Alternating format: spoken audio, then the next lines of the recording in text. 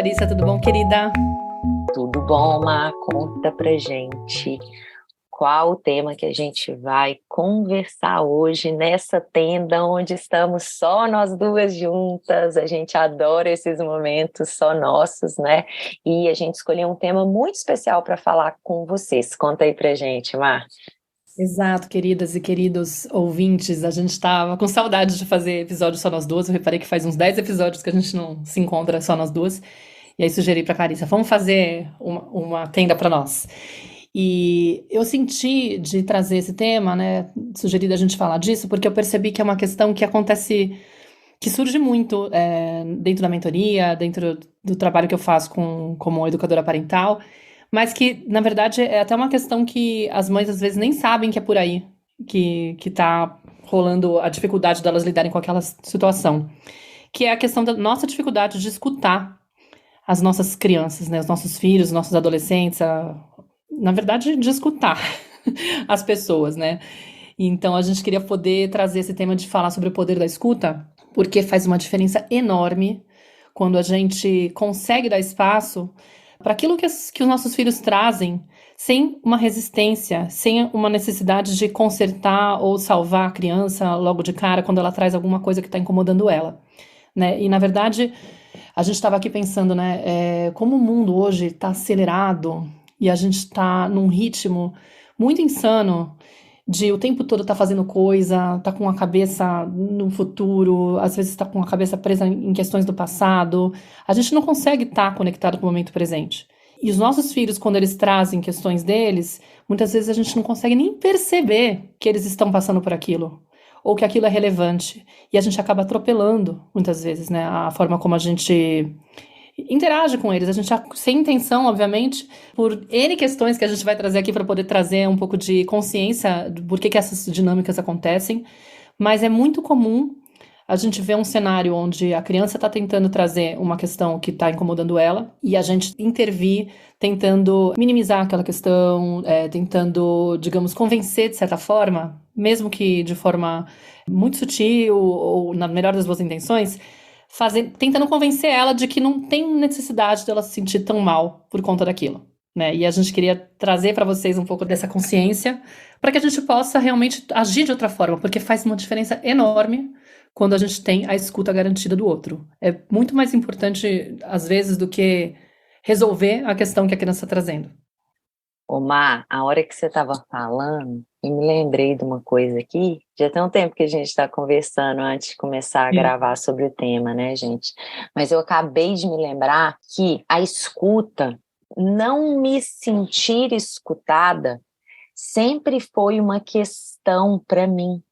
Aliás, né, desde que eu entrei na minha adolescência, eu me lembro de, com 15, 16 anos, num processo terapêutico que eu fiz durante muitos anos, de conviver com essa questão, de não me sentir escutada. Eu falava e não me sentia escutada. E a dor, né, de ficar ali percebendo isso. Então, não sei se vocês que estão nos escutando se identificam com isso também, mas a gente entende que é de extrema relevância ampliar o nosso olhar para esse tema. E aí, eu queria começar levando a gente para um olhar, obviamente, para a infância, para como a gente chega aqui, né, nesse primeiro momento, muito alinhado ao nosso desenho original e como que a escuta, teoricamente, deveria ser algo muito fluido, deveria ser esse processo de troca, né, entre nós, seres humanos, à medida que eu também, através da fala, e é uma energia muito mais yang, uma energia de força, uma energia masculina, que eu me coloco, que eu falo, e a escuta como esse polo, né, complementar, de que eu vou receber, eu me abro para o outro, eu abro um espaço interno para receber esse outro. Então, essa troca entre o falar e o escutar, entre o dar e o receber, isso deveria ser algo muito fluido, mas como que à medida que a gente vai se afastando da nossa natureza, a gente vai tendo muita dificuldade, como você disse, né, Maíra? Ainda mais num contexto hoje que a gente vive cheio de excesso de informação, excesso de velocidade, excesso de coisas, como é difícil a gente abrir esse espaço interno verdadeiro para escutar esse outro. para que a verdade daquele outro que está surgindo naquele momento, para o que ele está trazendo naquele momento, possa também existir dentro de mim por algum momento. Eu preciso de abrir um espaço interno tão grande, né, silenciar, e não é uma escuta que eu estou sem falar aqui e te escutando, mas se internamente o meu pensamento, as minhas vozes internas, elas estão muito ativas, eu verdadeiramente não estou te escutando, que é o que você falou, né? Eu posso estar em silêncio diante de você, mas a minha mente está num processo extremamente acelerado, transitando entre várias outras questões, e é um grande desafio hoje a gente estar. Então, o que eu quero trazer é o seguinte, a gente chega aqui muito disponível para essa escuta. Quando a gente olha para a criança que a gente foi, a criança que chega hoje, os nossos filhos, essa criança, ela, dentre várias formas que a gente vai trazer, como ela chega aqui alinhada ao nosso desenho original, eu sinto que ela chega aqui muito... É como se fosse um grande órgão dos sentidos, assim, né? Muito curiosa para conhecer o mundo. E os órgãos dos sentidos são essas portas que me abrem para o mundo, né? Então, os olhos da criança, o olhar da criança, a intensidade do olhar, a capacidade de fixar o olhar ali por tempos, é algo admirável, né? A necessidade de tocar, de expressar, né, com o tato dela, de tocar em tudo, de levar tudo até a boca num primeiro momento, de conhecer esse mundo, de trazer esse mundo para dentro de si, é muito potente.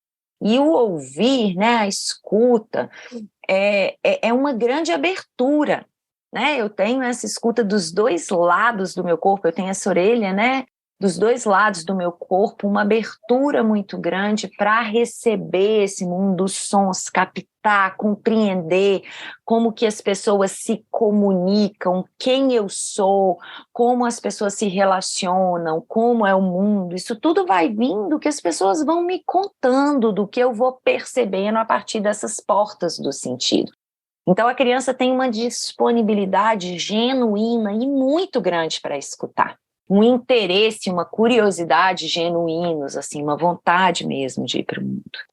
E também essa capacidade de se escutar, né? De estar muito conectada consigo mesma e de confiar naquilo que o corpinho dela está trazendo, de ter uma percepção clara de quais são as necessidades dela, de expressar isso com essa liberdade, né? Que a gente sabe que isso tem a ver com a autoestima, né? Da forma como a gente entende e tal. Mas isso é muito também natural, né? E o adulto tem muita dificuldade de confiar naquilo que a criança traz, né? Provavelmente é o que você vai falar agora. Não, com certeza, isso é muito importante, né? Porque além dessa abertura para escutar, né, e esse interesse para apreender esse mundo, ela está em profunda conexão com o que está acontecendo no corpo, né? Escutando cada vez que esse corpo sinaliza que existe uma necessidade, né? Se deixando ser guiado pelos instintos básicos. Então, quando ele sente que existe uma necessidade ali e aquilo começa a tomar uma proporção grande dentro dele e ele não consegue prover satisfação para aquela necessidade sozinho, ele vai se deixar guiar pelo instinto, comunicando que tem um mal-estar. E esse instinto do choro, ele vai chorar, ele vai pedir por esse adulto para que atenda essa necessidade. Então, ele também está muito disponível para se escutar, para escutar o seu corpo, né, e se deixar guiar por esse corpinho ali. Muito importante você ter falado isso.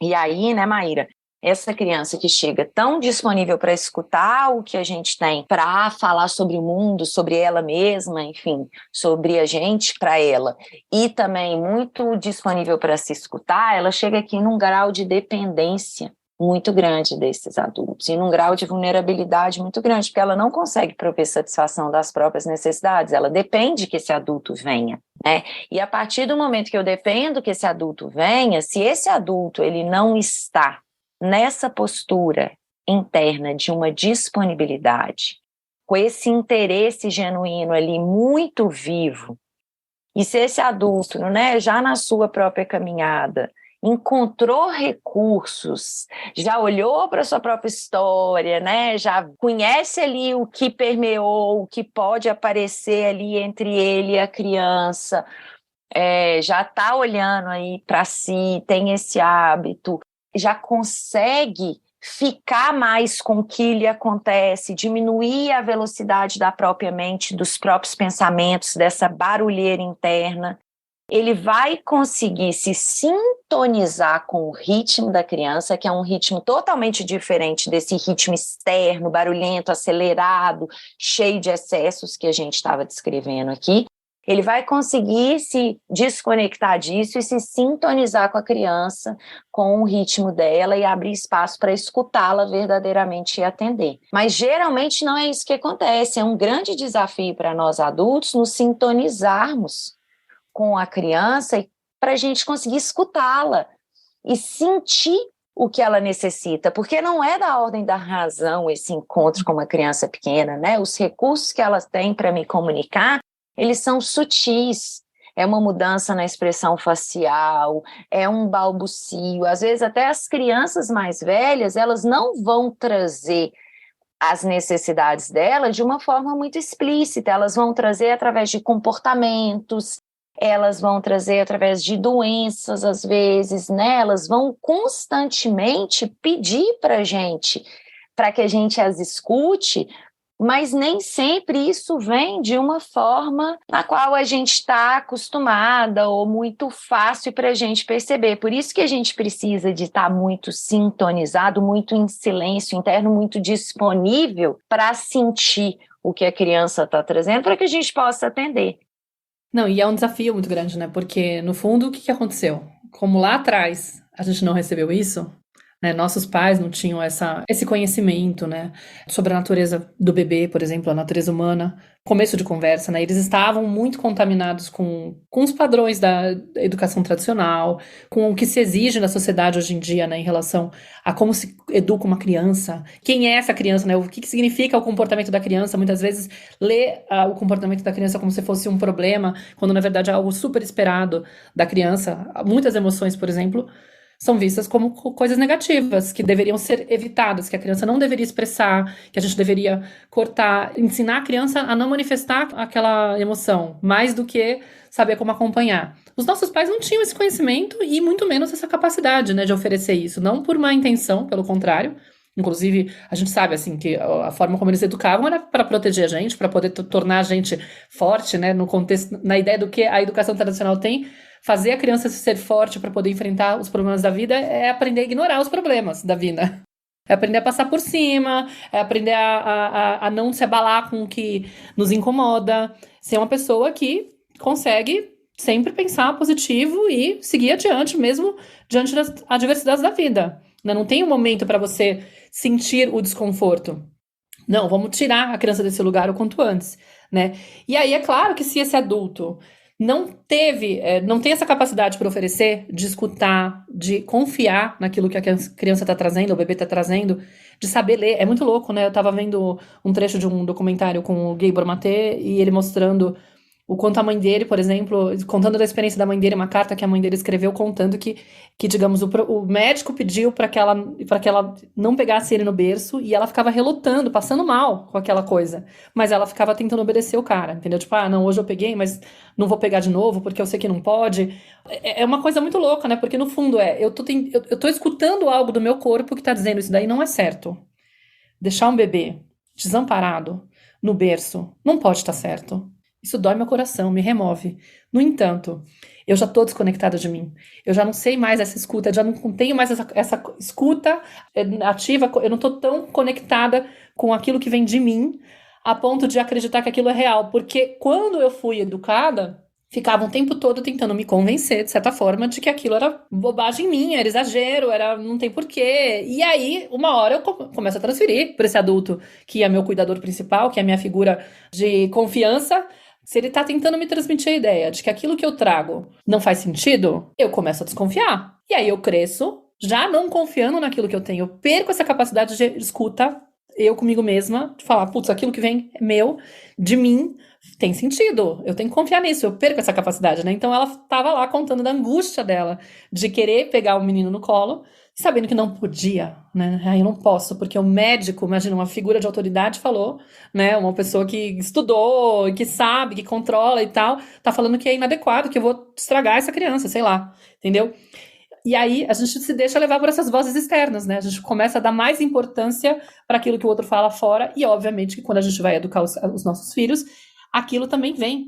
A gente não tem essa habilidade mais de escutar o outro, de confiar que aquilo que ele está trazendo tem relevância, faz sentido, que está tudo bem ele sentir e entrar em contato com aquela emoção. Como a gente vê da educação tradicional, que meio que demoniza as emoções desagradáveis, quando a gente se vê diante de uma criança que está desconfortável com algo, parece que o nosso dever, como pais e mães, é arrancar a criança daquele sentir desconfortável, coitadinho. Ele não precisa entrar em contato com aquilo. Ou a outra ideia que a gente tem, né? Nossa, ele precisa se preparar para a vida, ele precisa ser uma pessoa forte. E o forte para a educação tradicional é seca, fria.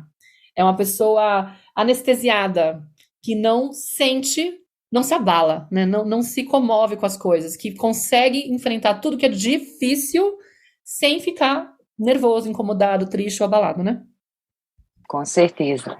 E eu estava pensando aqui, né, Maíra? A gente está trazendo essa reflexão aqui para vocês, muito para que você se questione o quanto eu, na minha história, né, fui perdendo essa capacidade de escutar meu corpo. O quanto que hoje as doenças que me aparecem, os pequenos sintomas que surgem, os sinais mesmos fisiológicos que o meu corpo vai me dando constantemente, né? Às vezes num encontro, um coração que acelera, num outro uma boca que fica seca, uma cabeça que começa a doer, uma mão que começa a suar, o quanto que o corpo ele está constantemente comunicando para a gente, ele não desiste de nos mostrar e de dar sinal. Mas como que, por esse processo que a gente viveu lá atrás, a gente foi aprendendo a dissociar, a tirar a presença, né? A retirar a nossa atenção do que o corpo está sinalizando e vir para um processo de escutar o que a nossa mente está reproduzindo, porque o que a nossa mente está reproduzindo é o que a gente escutou lá atrás dos nossos pais, cada vez que a gente tinha que eles não conseguiam atender as nossas necessidades e a gente precisava de soltar aquilo, mas o corpo, aquela emoção que estava surgindo, aquilo que o corpo estava comunicando, não desapareceu, ficou registrado. E ainda segue hoje, no nosso dia a dia, sendo mobilizado pelo corpo, porque ele não desiste da gente, isso é maravilhoso.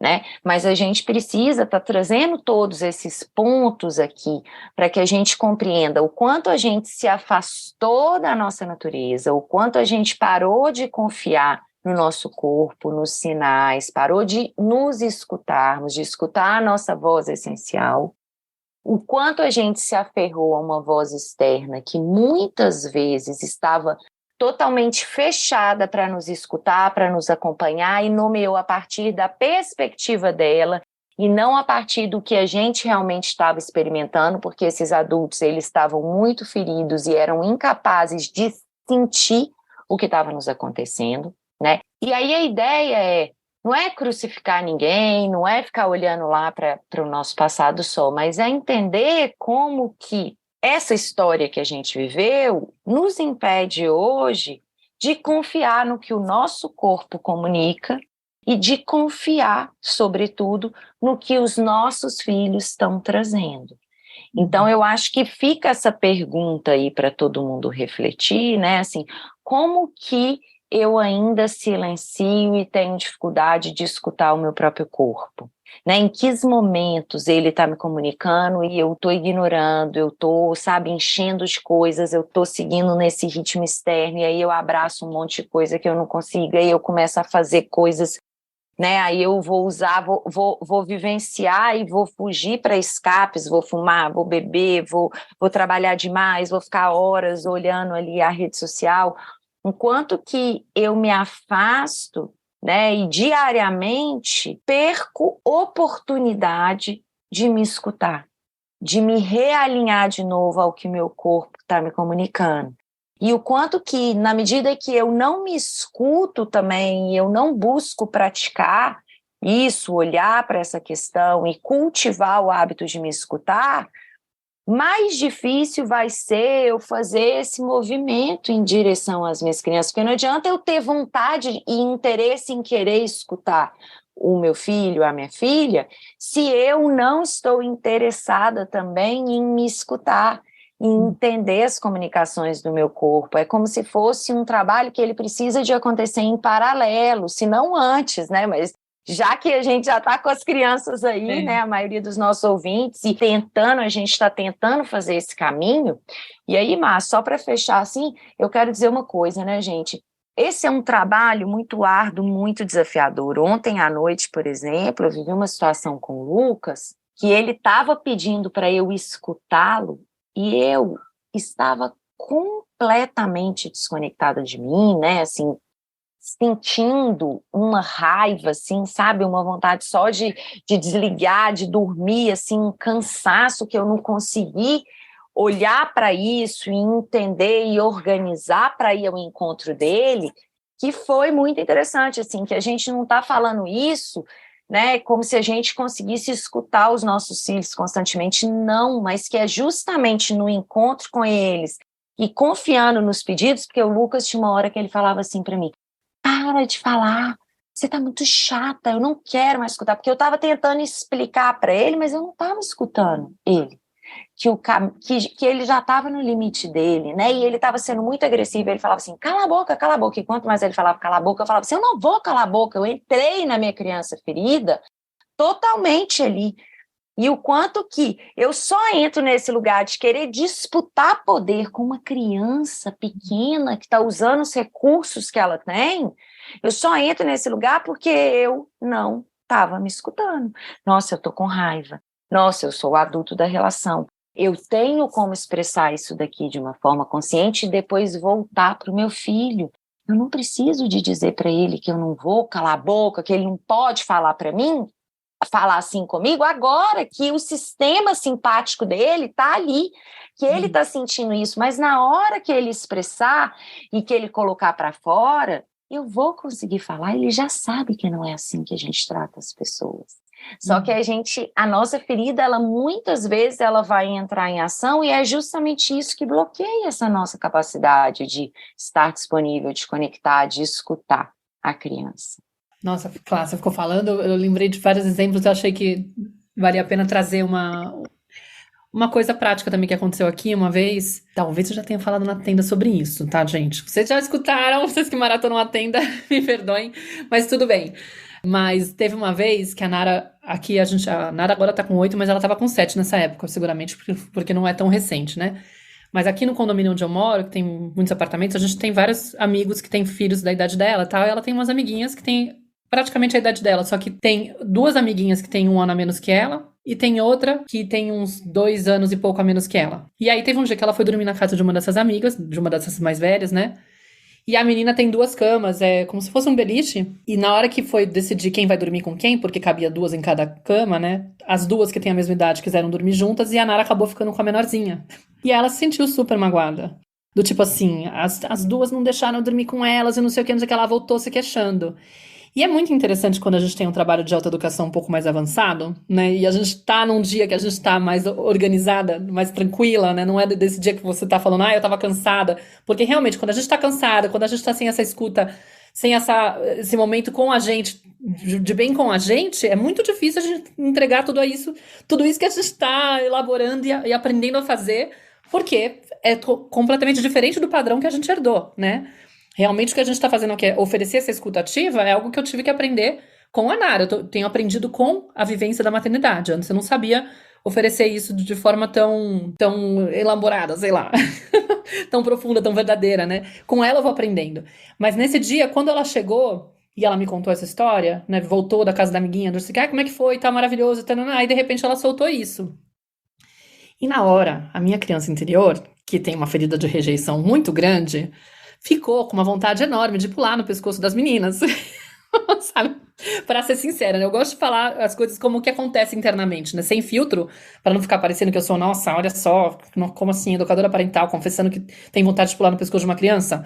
Gente, vamos pensar, né? Eu, pequenininha, olhando para uma menina que tava, tipo, sofri bullying, não sei o quê, me sentia rejeitada. O que eu sentia de vontade de fazer com as pessoas que me maltratavam, né? Que eu entendia que estavam me maltratando? Vontade de pular no pescoço. Então, a minha criança interior, quando viu essa cena, ouviu esse relato, conectou com a dor da minha filha, porém, a dor maior que ela conectou foi a criança ferida interna, entendeu? Eu pensei, falei, nossa, o que essas duas meninas fizeram com a minha filha? E qual que é o impulso de uma pessoa que não tá se trabalhando, né? Tipo, a meu ver, né? Uma mãe poderia fazer. Eu poderia, de repente, começar a tentar entrar num discurso. Ai, filha, não dá bola pra elas. São duas meninas que nada a ver, entendeu? Tipo, se for o caso, nem vai mais na casa delas, entendeu? Não dorme mais com elas. Poderia entrar num discurso desse, poderia convencer, tipo, filha, relaxa, elas são suas amigas. Amanhã, certeza que, tipo, da próxima vez, você vai dormir na cama com uma delas, com certeza, né? Não tem problema, nanana. Ou seja, eu podia encontrar várias formas de ou resolver, ou salvar minha filha, de repente tentar falar com a mãe da menina, projeção total, né?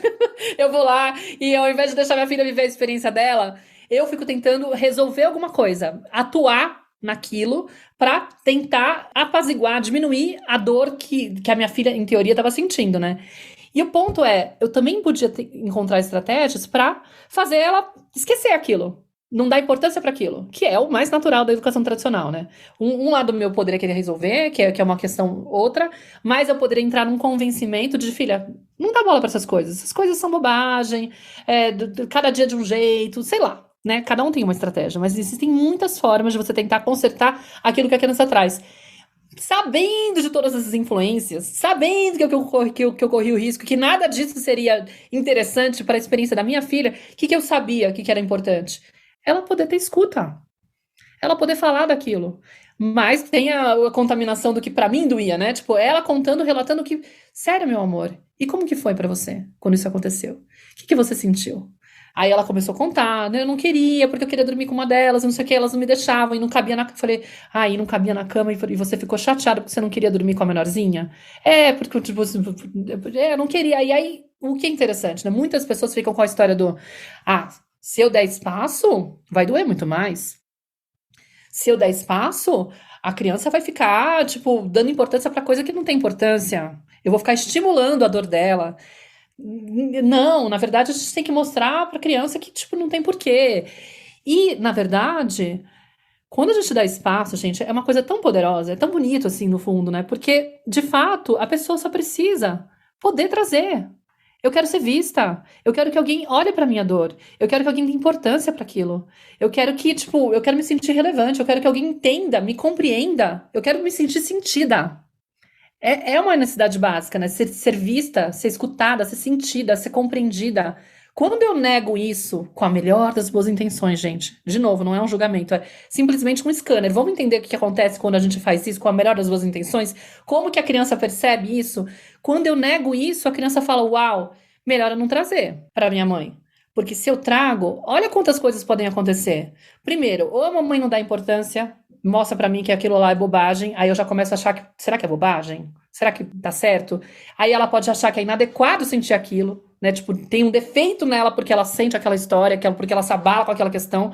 Ou ela começa a se sentir desconfortável, não vou trazer, porque, olha só, minha mãe não entende. Se Não tem... desorganiza, né? Fica Exato. brava comigo, ou retira a energia afetiva, enfim, Exato, ou mostra né? que tá decepcionada. Dependendo de como for a reação da mãe, o que a criança começa a entender? É perigoso sentir.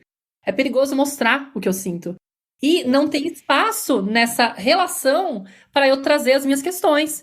Não, eu não tenho como ter intimidade com essa pessoa, para me sentir à vontade com essa pessoa, então eu vou parar de trazer. E, gente, a gente perde uma coisa muito louca, porque eu tenho de relato, assim, a gente não conhece nossos filhos quando a gente faz isso, né? Tem um relato de mães da mentoria que elas só falaram assim: quando caiu essa ficha e eu comecei a permitir que meu filho trouxesse, sem eu ficar consertando, dando esse espaço para ele elaborar e falar, mesmo ele se ficando pior, né, entre aspas, ai, não tá funcionando porque ele tá chorando mais porque é o que ele precisa fazer.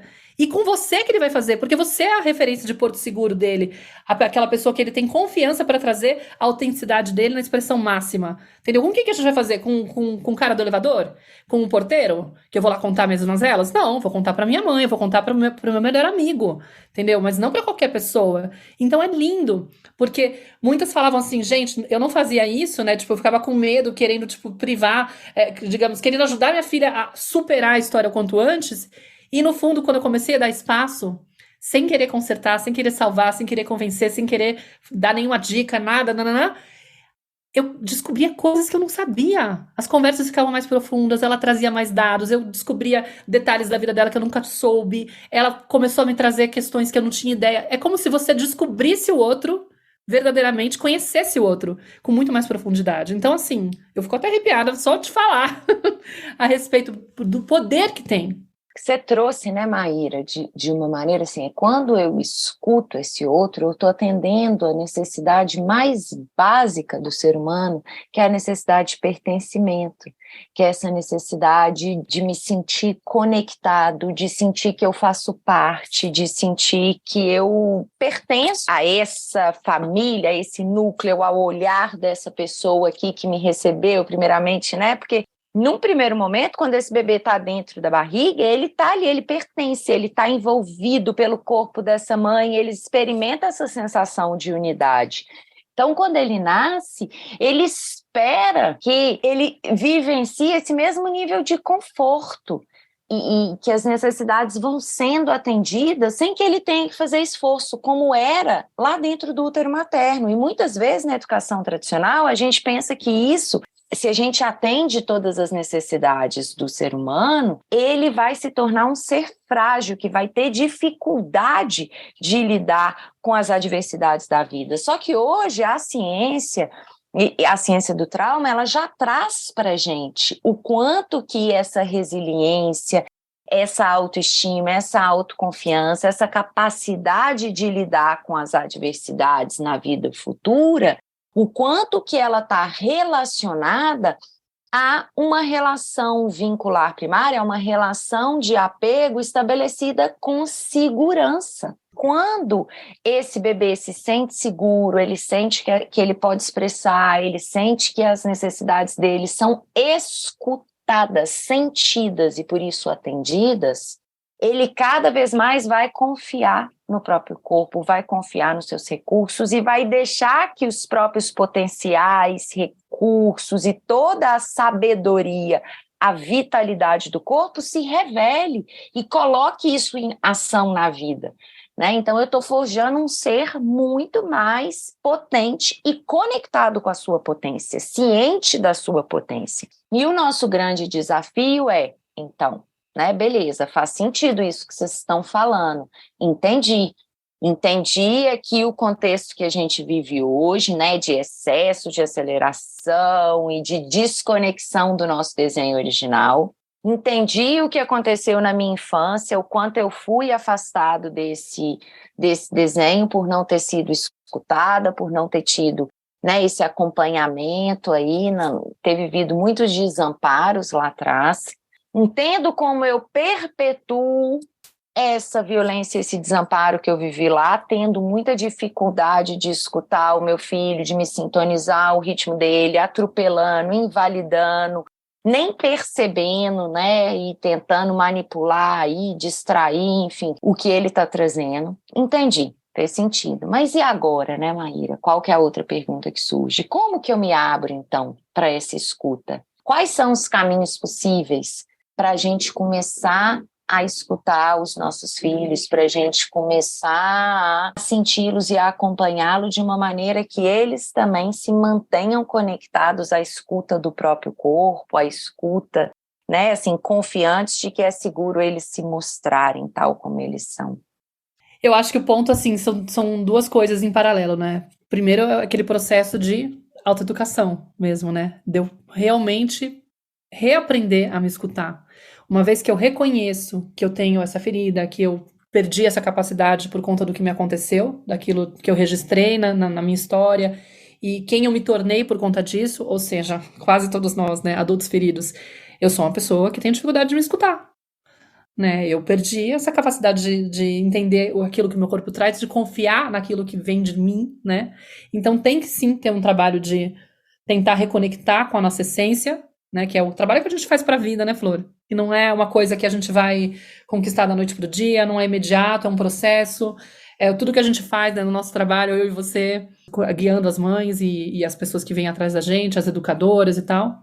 Mas isso é por um lado, e por outro é exercitar isso com os filhos, né? Começar a colocar em prática com eles, de entrar, inclusive, nessa cena digamos, ir se atrevendo aos poucos. Eu lembro que no começo, quando eu ficava tentando acompanhar o choro da Nara, nossa, como era desgastante, como era difícil permitir esse choro e confiar que aquilo, que meu papel não era ficar salvando ela e resgatando ela quanto antes, que esse não era o foco, que o foco deveria ser permitir que ela se expressasse com essa liberdade. E claro, durante o processo, dói muito, porque a nossa criança fica gritando, pelo amor de Deus, essa criança tem que parar com isso, não pode ser. Não pode ser normal isso daí, né? Tipo, não deve ser. Vem todas as vozes que a gente ouvia, né? Então, o aprender durante o processo da maternagem a acompanhar os nossos filhos é o que acaba fazendo a gente praticar, até começar a ficar mais confortável. Tipo, nessa cena aí, quando eu comecei a explorar com a Nara, ao invés de tentar salvar ela da dor, perguntar, permitir que ela falasse, né? Perguntar, você quer colinho da mamãe? Você tá precisando chorar? Foi difícil demais? Como que é isso? Confiar que tá tudo bem ela vir pro meu colo e chorar. E é lindo você ver o processo dela, de repente, trazer mais dor, né? Que é o grande medo que a gente tem, dela trazer mais dificuldade, digamos assim, de enfrentar aquilo, mas ela tá com a liberdade de falar, com a mamãe eu posso mostrar aquilo que tá doendo. Né?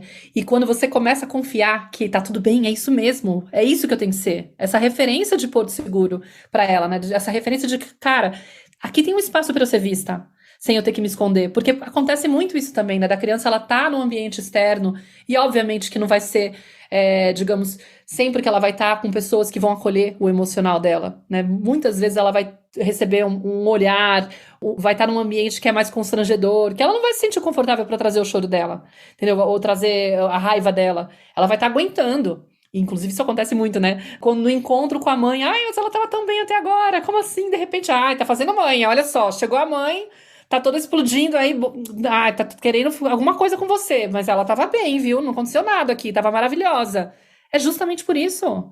Porque ela tem essa confiança de que você se tornou, graças a Deus, inclusive, entendeu? Que bom que com você ela se sente confortável para trazer a autenticidade dela e despejar aquilo que estava doendo, que estava guardado, né? A gente começa a olhar, né, Flor, quando a gente vai avançando, aquilo como uma oportunidade, como um momento precioso, como um momento de cura, inclusive, né? Porque o acompanhar e validar o que ela sente é muito importante para que ela, inclusive, atravesse aquilo ganhando essa resiliência que você mencionou. Entendeu? Tipo, eu não Claro. preciso evitar o contato com a dor, eu preciso saber atravessar ela. E estando com uma testemunha, alguém que me testemunhe, que me olhe com carinho, com interesse, com preocupação, dando importância, eu me sinto importante, eu me sinto considerada, eu me sinto amada, eu me sinto acolhida. E eu posso olhar para isso como se fosse uma parte das coisas da vida. É algo da vida. Não é algo que eu tenho que arrancar, que eu tenho que. Ai, não pode ter. Porque tem muito isso, né? Parece que quando a criança manifesta algo de ruim, de uma sensação ruim, tô fazendo alguma coisa de errado. Nossa, o que será que tá acontecendo? O que aconteceu com ela? Não, gente, é simplesmente a vida sendo vida. A gente não tem como evitar que esses eventos aconteçam. Eu não posso fazer minha filha, então não vai mais na casa da menina para poder parar de ter essa sensação de rejeição, porque assim a menina não vai poder escolher nunca quem dorme na cama de quem, pronto. Aí pronto, eu vou blindando a minha filha das experiências que podem incomodar ela, porque assim ela vai pra vida permanecendo mais ilesa da dor. A dor vai vir, gente. A dor vai vir. O problema é quando a dor acontece e eu me sinto sozinha, Para porque passar para ela. ninguém tá olhando pra mim nessa hora. E as pessoas evitam olhar pra mim enquanto eu tô com dor. Então eu aprendo a me virar sozinha. E às vezes até tá ali fisicamente, o pai ou a mãe, ou quem quer que seja, né? Às vezes até tá ali fisicamente, mas não existe essa disponibilidade emocional para acompanhar e para escutar essa dor. O processo traumático é esse, não é passar por um evento doloroso, difícil. O trauma ele se instaura quando eu passo por esse processo ali de sentir a dor, de perceber aquela dor como uma grande ameaça que vai crescendo internamente e eu não tenho os recursos para lidar com, para me regular emocionalmente, para fazer com que aquelas emoções, né, possam fluir. Eu preciso que esse outro venha enquanto criança, né? E adolescente. Eu preciso que esse outro venha e me mostre que é seguro expressar isso que eu estou sentindo, que é possível eu fazer esse movimento sozinho, né? Quando eu não vivencio esse acompanhamento, alguém interessado em escutar a minha dor, alguém interessado em me acompanhar na expressão emocional daquele sentimento que surgiu ali. Se eu não encontro isso, e aí eu vou entender que eu preciso de lidar com isso sozinho, e eu não tenho recursos para lidar com isso sozinho, o meu corpo ele vai se desligar, ele vai dissociar, ele vai reprimir, ele vai negar, e aquilo vai para uma instância inconsciente, vai seguir registrado no meu corpo, guiando as minhas ações no futuro. Por isso que é tão desafiador a gente abrir esse espaço para escuta, porque assim, isso denuncia o quanto a gente não foi escutado lá atrás. O quanto é difícil para a gente lidar com o choro, com a agressividade, com todas as emoções que hoje a gente sabe que são naturais, que cumprem funções biológicas. É tão desafiador porque lá atrás isso não foi uma vivência. Sim, eu me lembrei que lá no TikTok, né, que eu sem querer viralizei e ganhei 100 mil seguidores em um mês, assim, mais ou menos. Aí eu fui olhar também como que era o perfil das pessoas, né, e a maioria, 60% era até 20 e poucos anos, né, o público. E então eu tava recebendo muito comentário de adolescentes. E como eu tava publicando vídeos, os vídeos que viralizaram, os que mais viralizaram, um era sobre a mãe narcisista, outro era da criança boazinha com a mãe que exige perfeccionismo, depois da criança terrível. E aí eles estavam se identificando, né? Eles falavam, nossa, é a minha mãe, nossa, realmente eu sou tratado assim, quase como se identificando o que estava acontecendo lá, qual que era a dinâmica. E aí dava uma dor, Clarissa, porque muitos falavam assim, eu quero muito que meu pai veja isso, que minha mãe veja isso, mas se eu mostrar, eu vou apanhar, eu vou ser castigado, ele vai me expulsar de casa. Aí eles falam entre si, né, lá no TikTok. É um comportamento diferente do Instagram, onde as pessoas falam pra mim. Lá eu percebo, nossa, ela fez de novo. Ai, como ela é incrível. Ela entende direitinho como é a dinâmica aqui em casa. Como se eles fossem uma tribo. É muito interessante, assim, a forma como eles interagem comigo. Então eu fico meio que observando a conversa deles. E eles ficam denunciando o tempo inteiro o quanto eles não têm espaço pra falar, pra serem autênticos. Eles não são compreendidos. Minha mãe nunca me entendeu. Gente, é de um grau de desconexão, e assim, a sensação que dá é, os pais não têm ideia quem são essas crianças, esses adolescentes, não conhecem esses filhos, pelo contrário, e aí a geração do quarto, né, que a gente fala tanto, esse movimento do adolescente se fechar e não quero mais saber desse contato, vem um pouco disso, vem totalmente disso, né? Vem do nosso fechamento, e a gente não reconhece o quantas vezes na infância eles nos buscaram de inúmeras maneiras, tentando comunicar o que estava acontecendo, e a gente não conseguiu escutar.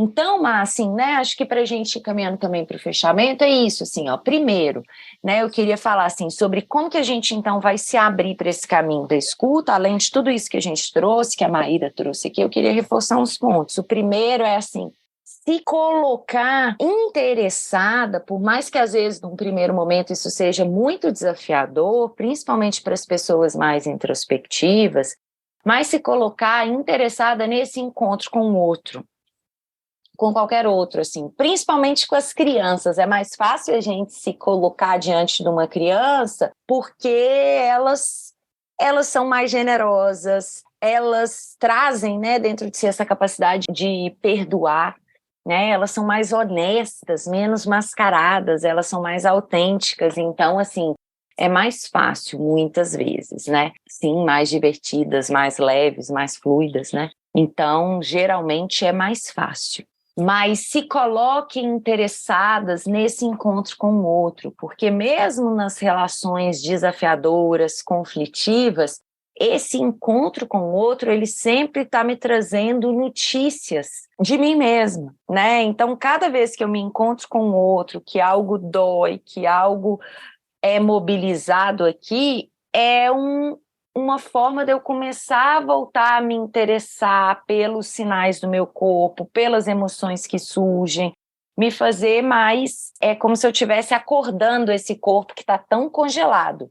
E às vezes é legal ir até o encontro dessas relações que mais me movem, porque aí é onde que realmente tem algo aí vindo à tona para que eu possa hoje acompanhar, e não mais fingir que não existe, e não mais seguir perpetuando o desamparo, né, e a ausência a retirada de energia afetiva quando eu precisava. Hoje, como adulto, a gente tem como acompanhar o que nos surge.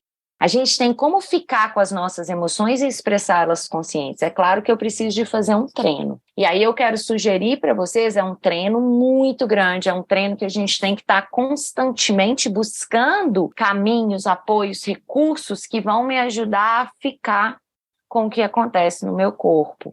E não mais tirar a minha atenção, né? Mas cada vez mais ficar com isso que surge no meu corpo, momento a momento. Então, yoga, meditação, meditações ativas, danças livres, né? Vários caminhos que vão me ajudar a ficar com o que me acontece no meu corpo. Mas uma coisa que é muito, a gente sempre indica, né, Má, nos nossos cursos, nas mentorias e no nosso trabalho também individual, é a escrita.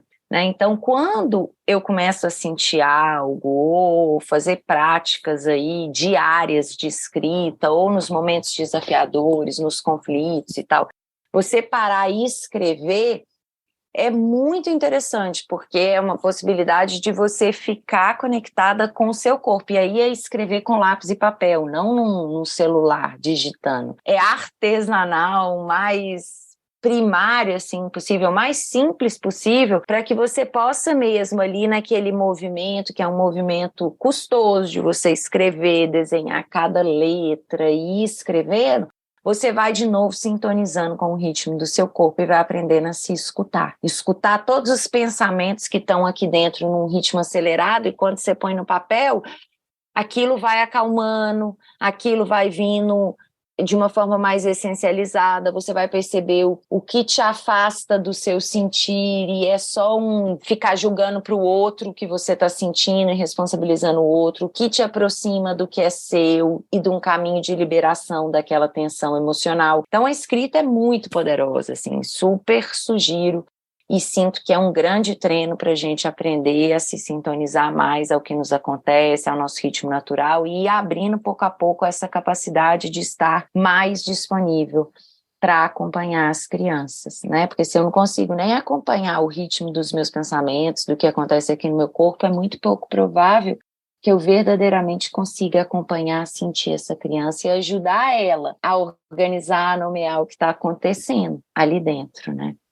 Então, acho que essas duas coisas que eu queria falar, não fugir do encontro com o outro, por mais desafiador, e usar a prática da escrita, além desses outros recursos que eu falei, meditação, yoga, qualquer atividade. Eu faço, por exemplo, ginástica natural, que é uma prática que a gente está muito atenta ao corpo durante o processo da ginástica. No final tem práticas de respiração e meditação, então toda atividade que você vai estar usando o seu corpo, mas que você é incentivado a manter a consciência no movimento, no que está acontecendo, são super recomendadas para liberar a tensão emocional e para te ajudar a manter a sua mente conectada ao que o seu corpo tá te comunicando constantemente, né? Para ampliar a nossa capacidade de se escutar, voltar a se tornar íntima do nosso corpo.